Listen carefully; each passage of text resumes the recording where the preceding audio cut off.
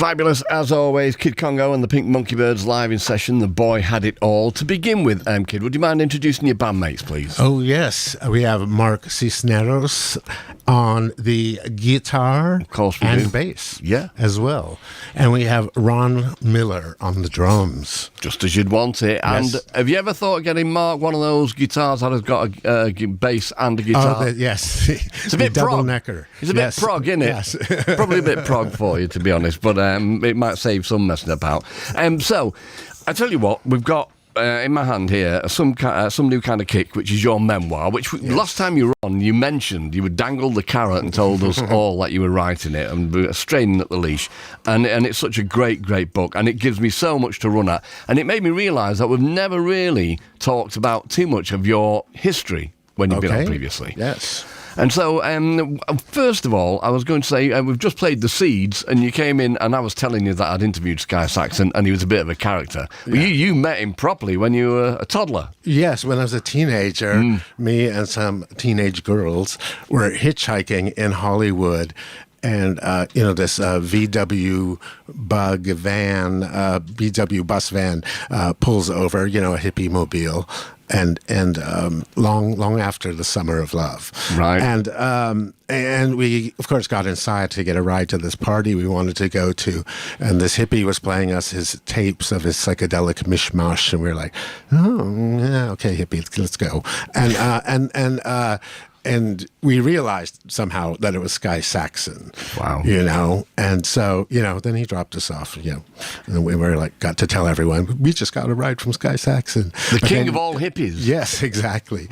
And then years later, I played together on a bill with him at South by Southwest in Austin, Texas. And I went up to him and I said, hey, Sky Saxon, when I was like 15, you picked me up hitchhiking, me and some girls up hitchhiking. And he just went, oh, no.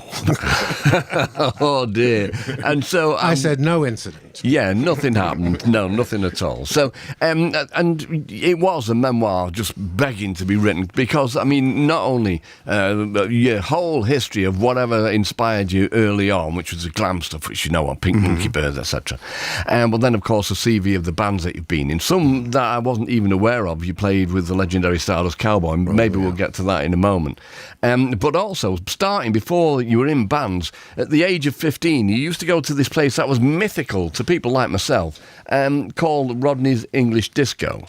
Yes. So, can you explain that to us, really? Because I've seen the mayor of Sunset Strip, and I know all about him anyway, but could you explain to people who don't know? Okay, there was Rodney Bingenheimer, and in the 70s, in the glam days, he had a nightclub, a discotheque, and that had played all British glam stuff, that was not being heard in America at all. So he would come to London and buy all the singles of all, the Sweet, Suzi Quatro, Bowie, T-Rex.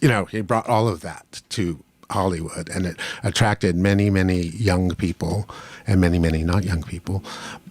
But a lot of young kids were excited by this music, and it was a meeting place for a lot. And I was like 15. I don't know how I got inside a bar, but we spent a lot of the night in the back alley drinking beer out of bottles and then going into the club. But it was a place for people to dress up, prance and preen, and see who would come by.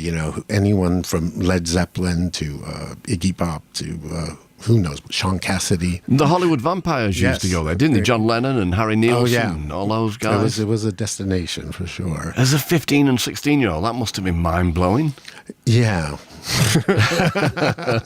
Right, okay. It definitely, I was never quite the same after that. Yeah. But the good thing was that I actually met a lot of other 15 and 16-year-old kids who were just so excited to be near music and new music, and it was great. It was kind of very much the precursor to punk. It was so outsidery and weird, and and not part of the mainstream. And so it was fun. It gave you the hunger for what was to follow, I suppose. Exactly. And I learned about B-sides of singles, and because a lot of the Bowie and T-Rex, had B-sides that weren't on the albums, and that I never even knew that existed at that point. Right. Sure. So it was great for archaeological reasons. Wow, okay. And in some ways, would it be fair to say Some New Kind of Kick is a kind of love letter to Jeffrey Lee Pierce, would you say? Oh, definitely so. That was one of the main points I wanted to make, was about my relationship with Jeffrey, and that, we had a kind of more brotherly kind of relationship, which, includes, breaking up and many arguments. But also, I got very tired of a lot of documentaries and things written about Jeffrey that were like, his own worst enemy and, what a troubled person. And, even though that's maybe part of his makeup, a lot of his makeup was he was a dreamer and a visionary and hilarious and a great, amazing artist. And a great friend, So I just wanted to really, the thing about writing memoir, it's always the main points of how it changed you. How did life change you? And Jeffrey Lee Pierce changed me because he told me, you're going to be in a band, you're going to be in a band with me, and you're going to play a guitar. So all things I never thought about doing before that. Wow. Meeting him, so, And like yourself, he was a real fan, wasn't he? It's right, he was the president of the Blondie fan club. Yes, we were both fan club presidents, which you bonded both? us. Yes, I had the Ramones, and he had Blondie. Oh, wow. Well, Yes. how cool is that? I mean, and so, but before the very first Gun Club album, Fire of Love, you left the band to join one of the greatest bands ever. We played them at the start of the show, which would be, I mean, your CV, like I say, is second to none as far as I can see, but you joined the Cramps. And can you tell us how that came about? Well, I was playing in the Gun Club, and the Cramps had moved to... Brian Gregory had left the band, the iconic Brian Gregory. And I was a fan. I had seen them. I traveled to New York and seen them every time they played in L.A. and was a big fan, and already converted. And when they came to see the Gun Club, I think at the urging of my friends Christian Hoffman and Bradley Field from Teenage Jesus and the Jerks, said, you should go see this band, and they have this guitar player, and they have a song about Ivy, and they're kind of a Cramp spin-off, and blah, blah, blah, blah, blah. So they came, and Lux recorded the show, and actually the cassette of him recording the show just came into my possession only a few months ago. Wow. So, and as a fan, that's an amazing thing. And but it was kind of that was my audition until they came to my house and said, "Do you want to be in the Cramps?" And I said, "I think so, yeah." And they said, "What would you sacrifice to be in the Cramps?" And I said, "I don't know. Like, quit my band or quit." Relocate? What do you mean? And they said, no, will you cut off a finger? And I said, I think I would. And they said, okay, you can be in our band. And that was my next audition. Which could be quite problematic for a guitarist. Say, kid. But I have them all. Look, here they are. You haven't. I believe you also, just to feel, because I know they kind of molded you. They helped you create your name, Kid Congo Powers, didn't they? 100%. Yeah, they had we were looking for names, and because I couldn't just be my old Brian Tristan. So they said, okay, you have to... So I had a list of names. I was asking everyone, and I was thinking of all these names. And then finally, one day we were sitting around, and Lux looked at this candle they had. It was a kind of Santeria candle, a magic Mexican, Cuban Mexican magic candle. On it said, when you light this candle, Congo Powers will be revealed to you. And he said, there's your name, right there, Congo Powers. And we added Kid for good measure. Right, okay. And you also, just to fit the bill, you went and had your first tattoo? Yes, it's one of my only tattoos. You're going to show it me? Yeah, I'm showing it to everyone. Do you like it? Yeah, wow, okay.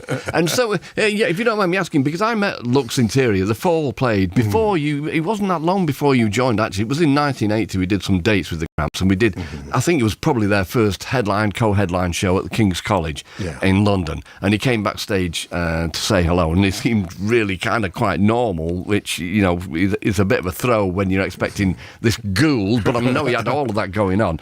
But I also believe that Mark E. Smith tried to give him some advice, which was, you're a great band, but you need to cut out this horror And thankfully, they took no notice whatsoever, none did they? whatsoever. Right, okay. And so, also, so why did you leave the band in the end, if you don't mind me asking? Well, no, because there was a lot of reasons. One being that I wanted to play other music with other people, and kind of one of the tenets of being in the Cramps is you do not play with anyone else, and you don't even look at anyone else.